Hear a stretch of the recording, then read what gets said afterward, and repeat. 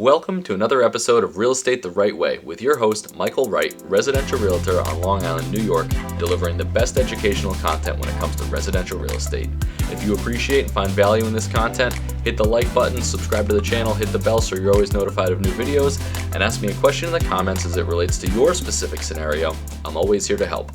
So, what's been going on over the last couple months? Well, we went to contract with our buyer of choice. That buyer obtained their mortgage, got their clear to close, and they also obtained clear title. Now it's time to schedule the closing. So who does that? Is it me? Unlikely. It's you, the seller, your attorney, so the seller, seller's attorney, and then the buyer, the buyer's attorney, and then also the bank attorney. And all parties get together to decide the date, time, and location of the closing. Once those three items are agreed upon, the closing is confirmed. Once the closing is confirmed, we can schedule the final walkthrough. At the final walkthrough, sellers typically ask, what do I have to do to prepare my house? So we'll go over that along with what to bring to the closing, and then we'll do a little bit of a deeper dive into the holdover clause that we referenced last video. So as you are preparing the house for the final walkthrough and ultimately the closing, we want to follow the letter of the law in the contract. And the contract typically states that the house will be delivered vacant as well as broom swept. There might also be a rider that lists certain repairs that came out of the home inspection, and all of those should be done prior to the final walkthrough. So what does vacant mean? Vacant means all of your possessions are now off the property. If the walkthrough is getting done the day before closing, it's possible that not every single minute possession is going to be removed from the house. You don't have to store your toothbrush in your car. As long as the items that are in the house, it needs to be a reasonable amount that those items can be removed between the time of the final walkthrough and when the closing is. So once you've removed all of your possessions from the property, it also needs to be broom swept. Some clients go as far as hiring a professional cleaning service, but that's certainly not necessary. Broom swept is more than fine.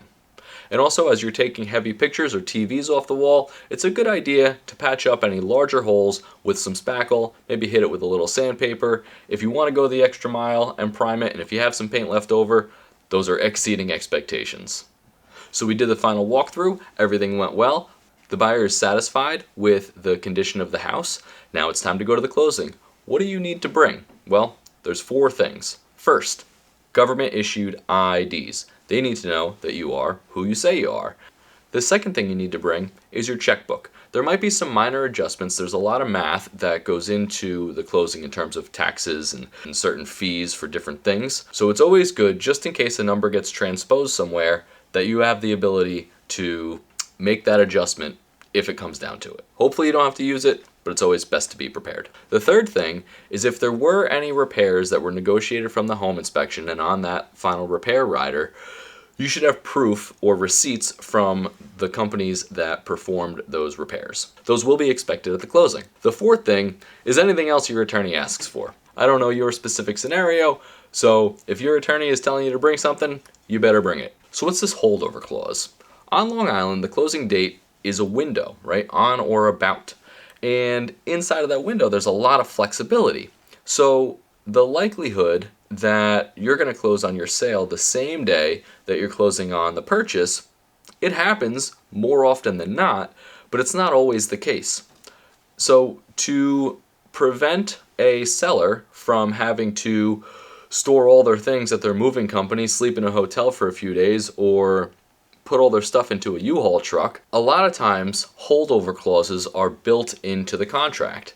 And what that does is it allows the buyer to purchase the property, and it allows the seller to remain in the property for a certain amount of time. And then during that time, the expectation is they're going to pack up all of the other belongings, close on their next purchase, and move before that holdover clause expires. So don't worry. Typically, if the closing dates don't line up exactly on the same day, there's a clause in the contract to protect you. And it's always good if that's negotiated up front. So that's it. We've ran through the entire process from the idea in your head that you might want to sell your home all the way through finding a buyer and allowing that buyer to give you the money for the home that no longer serves you.